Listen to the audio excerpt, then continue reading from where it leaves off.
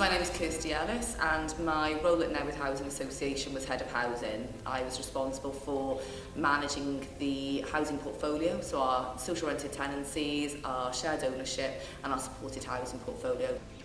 We needed to transform the staff behaviour at Newydd for a number of reasons. We'd had a sudden death and illness within the team at management level. We'd also had a very flat structure where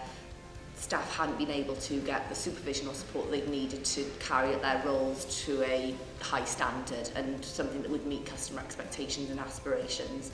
And also we had got quite a deflated staff team as a result of some of those things. So when you put them all together, it did create quite a challenge for us, and we needed a long-term solution that was actually not going to it was going to be fit for the future for a long term, and I felt that this was the best way to start that process. I really enjoyed the Choose to Grow process of the sort of planning and then actually delivering and then the post evaluation, because it did give me, my director and the team evidence in order to kind of move forward. So with the planning, I think that I was very new in post at the time. I realised there was a real problem and I didn't have probably the skills to get to grips with it, or I probably didn't have it wouldn't be appropriate for me as the head of housing to have explored some of that stuff because it was very raw and it was very emotional. So I did need an external person, and so obviously Choose to Grow was the organisation that I brought in. So we started looking at a questionnaire as to how we would identify what people were feeling at this moment in time, and then sent that out to the team, and I think those results were really interesting, and that was actually what led to the resilience workshop on the day.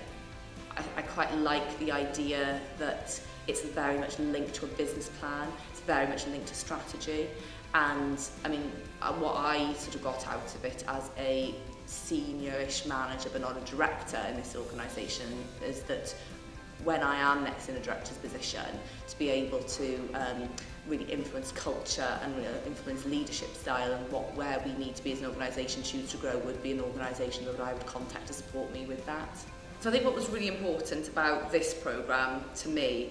was not only was it setting the team up and the department up to be fit for the future and future-proof us against some of the key challenges that we had coming up, but it was actually an opportunity to illustrate some of those challenges and some of the new ways that we need to be working to our leadership team and our board. It works with staff, so it's about being restorative in the workplace, it's about having time to think, it's about ensuring that we are creative and that we can try new things and we can fail, and this workshop was part of